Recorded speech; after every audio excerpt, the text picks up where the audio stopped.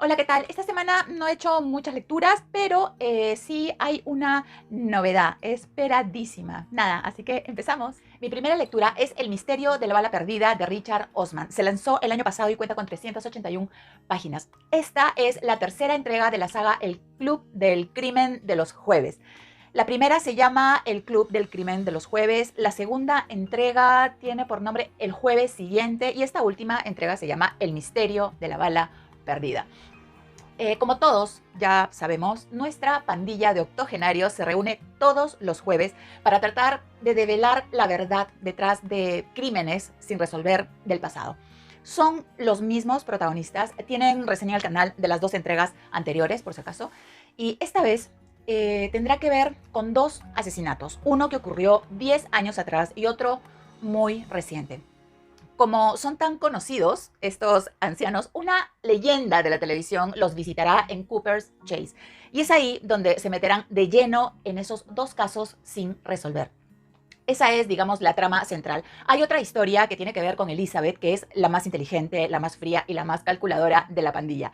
Como todos sabemos, Elizabeth fue agente secreto en sus años mozos y pareciera ser que once an espía, always an espía. Entonces, no solo actúa en consecuencia, sino que su pasado la persigue. Y por primera vez se verá en la encrucijada de decidir entre matar o morir. Y eso es. Me ha gustado mucho. Creo que después de 3 entregas, la premisa original y súper divertida de la serie, es decir, un grupo de jubilados que se reúne cada jueves para resolver casos criminales, aunado al finísimo humor inglés, es uno de los puntos fuertes de la saga porque le da un toque fresco y diferente al género de la novela negra. A pesar de que los protagonistas son personas mayores, el libro no cae en clichés ni en estereotipos y los personajes están bien desarrollados y son muy interesantes. Cada uno de ellos tiene su propia personalidad y aporta algo único a la historia. La novela está llena de giros y sorpresas y el autor sabe mantener al lector en vilo hasta el desenlace final que no vemos venir por ningún lado. La resolución del misterio es satisfactoria, coherente con el relato y no deja cabos sueltos muy importantes. Se supone que va a haber una cuarta entrega, pero eso ya lo veremos. Además del misterio a resolver, el libro tiene una subtrama que en el fondo nos habla sobre la amistad a través de los años y el agradecimiento. Está muy bien escrita y esta parte le añade profundidad a la historia. La prosa de Osman es sencilla, directa, lo que hace que la novela sea muy fácil de leer y perfecta para aquellos que buscan una lectura entretenida y sin complicaciones. La novela nos deja varias reflexiones. Primero, el envejecimiento y el papel de los ancianos en la sociedad. Los personajes mayores son a menudo ignorados o marginados en nuestra cultura, pero las novelas de Osman demuestran que su experiencia y su sabiduría son muy valiosas y pueden contribuir positivamente a la comunidad. En segundo lugar, nos plantea cuestiones éticas y morales en torno a la justicia y a la venganza. Los personajes del libro se dedican a resolver crímenes, pero su enfoque es más sobre la justicia restaurativa, que busca reparar el daño causado por el delito y restaurar las relaciones entre las partes involucradas dentro de lo posible. Y esta es una crítica a los sistemas de justicia actuales, que muchas veces se enfocan más en castigar que en buscar soluciones a los verdaderos problemas. Y en tercer lugar, el libro da mucha importancia a la amistad y a las relaciones interpersonales en nuestras vidas, sobre todo cuando se es un adulto mayor. Los personajes de la novela se reúnen no solo para resolver casos, sino también para compartir sus vidas y apoyarse mutuamente en momentos difíciles. Y eso contribuye a la construcción de una vida plena y satisfactoria. Bueno, en resumen, El misterio de la bala perdida es una novela de intriga muy recomendable para aquellos que buscan una lectura divertida, original, emocionante y a la vez profunda. No puedo develar el porqué del título porque si no estaría revelando partes importantes de la historia y no quiero que me acusen de que hago spoiler. Mi segunda lectura ha sido una relectura muy interesante. Quería cumplir con un reto para este año de leer una novela que verse sobre el amor. Y elegí esta novela de hace muchos años. Se llama Pasión India, de Javier Moro, del año 2005 y cuenta con 472 páginas. Vamos a ver, ¿de qué va? Nos ubicamos a comienzos del siglo XX, año 1908, en una India que ya no existe más, que estaba bajo el gobierno de Inglaterra y que Nadie se lo imaginaba, pero estaba a punto de extinguirse para convertirse en una sola nación democrática. El personaje principal de esta historia, una joven de 17 años de origen humilde, bailarina andaluza muy bella, de nombre Anita Delgado, quien a esa edad llegó a ser la Maharani de Kapurthala, o sea, la esposa de Jagatsit Singhi, el Marajá de Kapurthala. Discúlpeme si lo he pronunciado mal.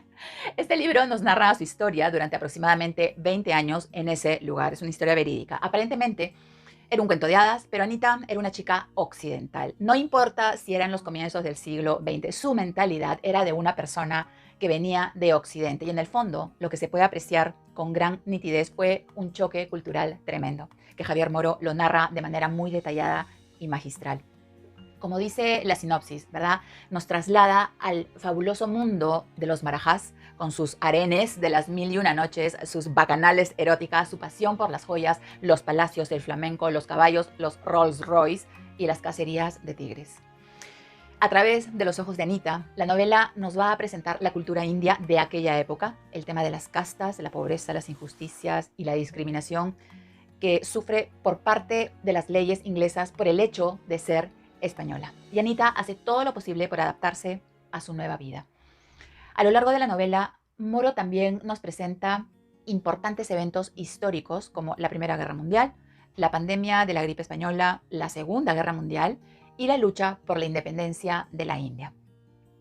Es una novela que me ha gustado mucho, es fascinante, muy emocionante. Me gusta la figura de Anita y cómo nos la presenta. Una joven que se convierte en una mujer valiente a pesar de la soledad, muy apasionada en todo lo que hacía, que se enfrenta a una serie de desafíos en un entorno cultural y social muy diferente al suyo. Era un mundo de opulencia y lujo, pero también un mundo de jerarquías y desigualdades.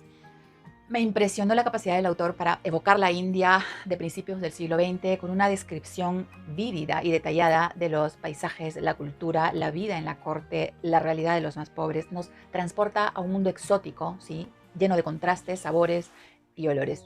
Es una historia novelada porque tiene mucho rigor histórico, evidencias fotográficas de la opulencia de la época, etc. Además, el autor es un especialista en la cultura hindú y se nota que ha realizado una investigación exhaustiva de todos los aspectos de la cultura hindú de aquellos años, que complementa muy bien con el contexto histórico.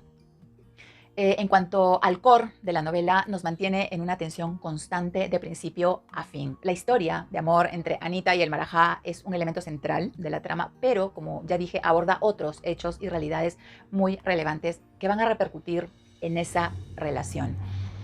Aquí sí hay varias reflexiones para hacer. El poder y la opulencia, por ejemplo, pueden ser grandes seductores, pero también pueden ser fuente de corrupción, decadencia, opresión y discriminación. La libertad y la autonomía personal, permanentemente amenazadas por las expectativas y las normas sociales. A la larga vamos a ver hindúes formados en Inglaterra, pero a la hora de la hora era tan fuerte el arraigo cultural que aunque ellos lo deseaban, no podían imponerse a los cánones tan estrictos. La ética de las relaciones humanas y el papel del dinero en ellas. Y lo dejo ahí porque no quiero hacer muy densa esta reseña. Finalmente, me parece muy interesante la parte final, cuando los cambios políticos del país se venían a toda velocidad y eso significaba el final del mundo que los marajás habían conocido hasta ese momento. La idea de abandonar sus derechos soberanos, sus privilegios, o de integrarse a una sociedad democrática como la conocemos ahora, siempre fue una idea inaceptable para la mayoría. Obviamente, era algo tan inconcebible como saltar de la Edad Media al siglo XX de un plumazo. Es una novela bien escrita, emocionante y con personajes muy interesantes y complejos, que nos transporta a un mundo exótico y muy llamativo. Recomiendo esta novela a cualquier persona interesada en la historia y la cultura y la literatura de la India, para los que estén interesados en el papel de las mujeres en la sociedad india durante aquel periodo de los marajás, de los rajás, etc. Y para aquellos que buscan una bonita historia de amor, de aventuras y, por qué no, de desventuras también. Mi tercera lectura es El Cuco de Cristal, de Javier Castillo, lanzado en febrero y cuenta con 448 páginas de estreno, esperadísimo. ¿De qué va? Año 2017, Ciudad Nueva York. Protagonista Cora Merlo, una médico residente de primer año y con un futuro prometedor. Sufre un infarto fulminante y los médicos le dicen que tiene que someterse a un trasplante de corazón. Todo va bien, se somete a la operación y ella se siente súper agradecida a la vida por haberle dado una oportunidad y se apunta en una lista donde, llegado el momento, podrá conocer a los familiares del donante. Cuando ya estaba en su casa, aún estaba recuperándose de la operación y rezando para que su cuerpo no rechazara el trasplante, recibe la visita de una mujer y le propone pasar unos días en Steelville, Missouri, para darle mayor alcance sobre la vida de su hijo Charles, porque él fue el donante de su corazón. Cora aceptó en contra de los deseos de su madre y con el tiempo se dará cuenta que aquel pueblo era un lugar muy oscuro donde pasaban cosas raras y tenía muchos secretos. Y no puedo contar más. Como ya lo he dicho en otras oportunidades, Javier Castillo es un especialista en el género.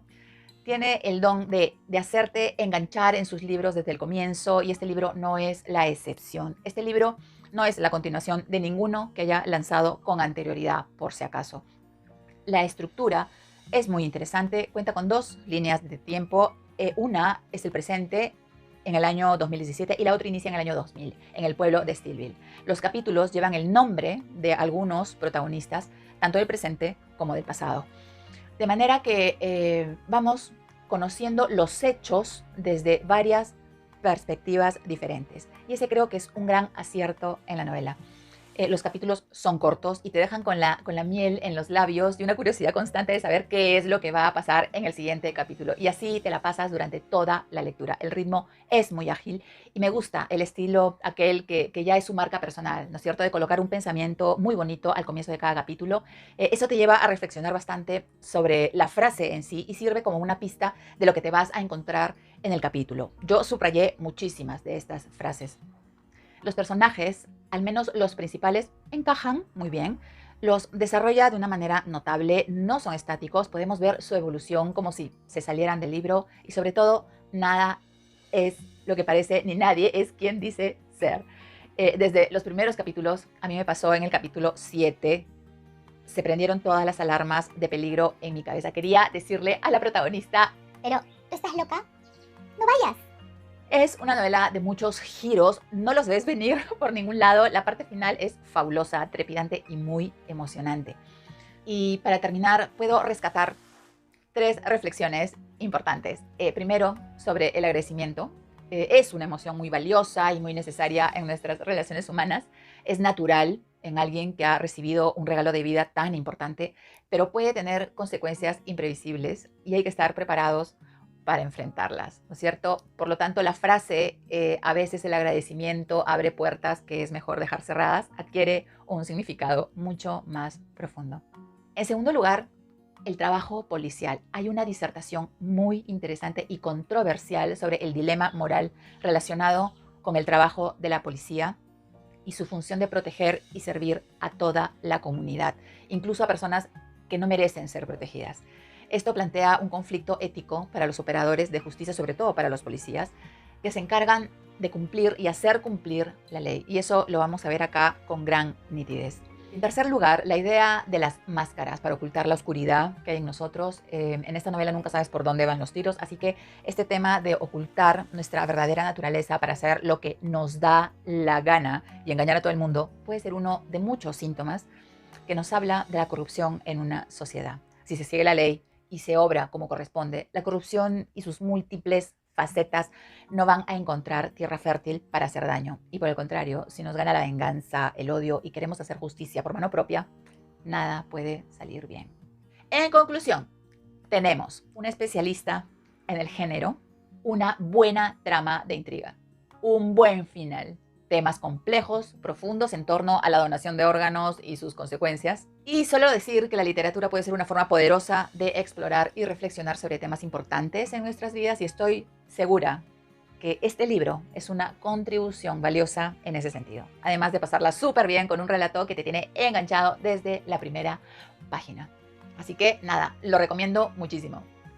Y nada, eso ha sido todo por hoy. Espero que tengan una semana maravillosa y que les haya gustado este video. Si es así, denle like, suscríbanse al canal Y nada, hasta la próxima semana y un próximo video. Recuerden que leer es felicidad y ya saben el resto. Así que nada, larga vida a los libros.